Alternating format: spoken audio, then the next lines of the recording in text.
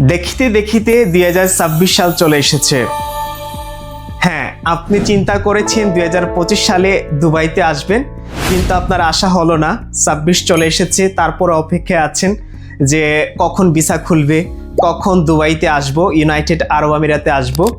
এই প্রশ্নটি, এই কথাটি আপনারা অনেকেই বলার চেষ্টা করছেন, আর আমিও বুঝতে পারছি যে আপনি আসার জন্য অনেক চেষ্টা করছেন, কিন্তু বাস্তবতা হচ্ছে বাংলাদেশের সকল ধরনের ভিসা বন্ধ আছে এখনো পর্যন্ত।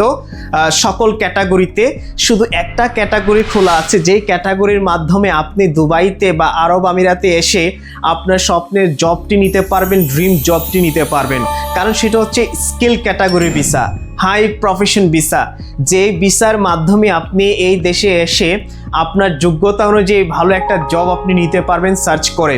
কারণ আপনারা জানেন যে যেহেতু ভিসা সকল ধরনের বন্ধ আছে এবং স্কিল ক্যাটাগরির মানুষের চাহিদা আছে, সো আপনি যদি একটু চেষ্টা করেন, দেখতে দেখতে কিন্তু ভাইয়া 25 সাল অলরেডি চলে গিয়েছে। সো আপনি একটু চেষ্টা করে দেখেন, বাংলাদেশে আপনি বসে আছেন, আপনার একটা ভালো জব নেই, বা আপনি ডিপ্রেশনে ভুগছেন যে একটা ভালো জবের আশায় হচ্ছে না।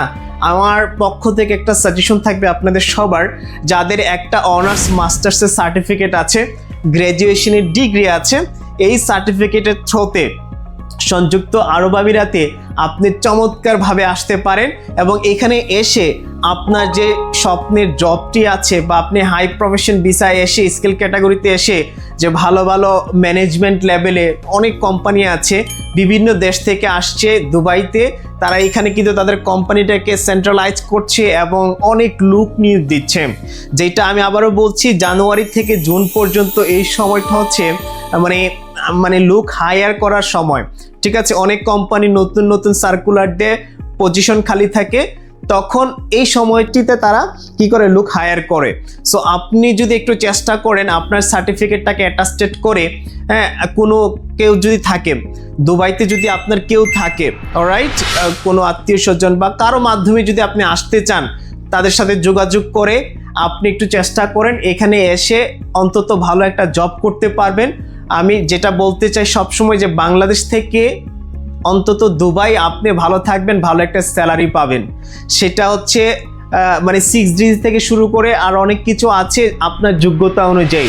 আপনার যোগ্যতা যেমন, আপনি ওইভাবে আপনি এগিয়ে যেতে পারেন। আর প্রথমত আপনি দুবাইতে এসে 5-6 মাস অন্তত আপনি স্কিল নিতে হবে, অর্থাৎ কোনো একটা জবে এনরোল করে তারপরে স্কিল নিয়ে আস্তে আস্তে যখন স্কিল হয়ে যাবেন, আপনি এক্সপিরিয়েন্স হয়ে যাবেন দুবাইয়ের মাটিতে, তখন কিন্তু আপনি আরো ভালো জব পাবেন, আরো অনেক বড় বড় পোস্ট পাবেন। সো আপনাকে একটু ডিফারেন্টভাবে চিন্তা করতে হবে, যে বাংলাদেশে বসে না থেকে একটু চেষ্টা করেন, আপনার যদি সার্টিফিকেট থাকে অরিজিনাল, এখানে এসে অন্তত আপনি ভালো কিছু করতে পারবেন। আমার নিজের চোখে দেখা অসংখ্য মানুষ আছে দুবাইতে এসেছে, তারা এখন ভালো ব্যবসা প্রতিষ্ঠান আছে, ভালো ভালো পজিশনে জব করছে। তারা একদিনে করেনি ভাইয়া, তারা চেষ্টা করেছে, এখানে এসে এখানে সব কিছু আছে, গভর্নমেন্ট আপনাকে অনেক ফ্যাসিলিটি দিচ্ছে, ট্যাক্স ফ্রি দিচ্ছে, আর অনেক সুবিধা আছে যেগুলো আপনি পাবেন।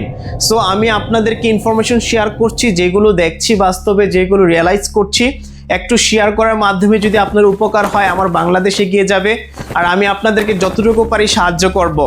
অবশ্যই আমাদের নাম্বারে যোগাযোগ করবেন, ডিসক্রিপশন বক্সে ডিটেলস দেওয়া থাকবে, সেইখানে যোগাযোগ করবেন।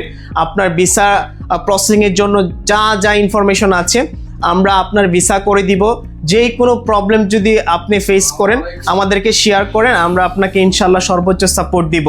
সো অবশ্যই আমি এই কথাটি বলতে চাই, আমাদের বাংলাদেশের যে ছেলে মেয়েগুলো এখনো বসে আছেন একটা ভালো জবের জন্য, একটু চেষ্টা করেন। আপনার যদি একটা degree certificate, honours masters original certificate থাকে, চেষ্টার মাধ্যমে ইনশাল্লাহ এখানে এসে আপনি ভালো কিছু করতে পারবেন।